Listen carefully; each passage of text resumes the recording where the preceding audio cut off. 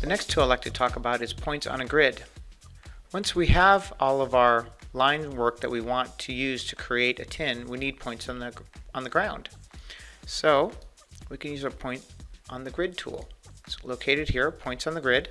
Again, this is ported over from Topo 2. You start out with the point cloud or the reference plane in the same spot here, and you can set the origin, align it to this curve up here, and then like that. So you can align it any way you'd like to. Also, you can just rotate it here, rotate counterclockwise or clockwise, and change your grid size.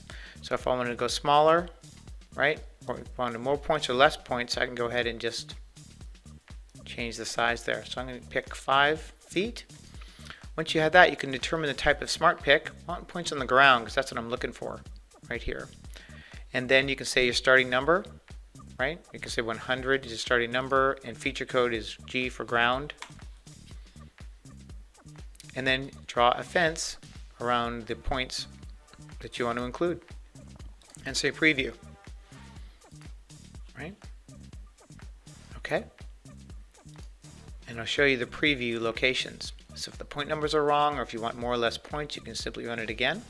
Otherwise, you can say place points, close, and here you can just turn off the point cloud and you can view all of your data. So you've got all your nice point and ground data already arranged and derived for you, along with your break lines that we created earlier using our new alignment tool.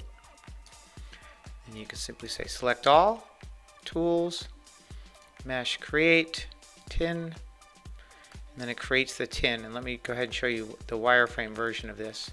I do want to point out that we do a nice job now in the curbs, right, of making sure all the triangles are regular and the grid surface is clean.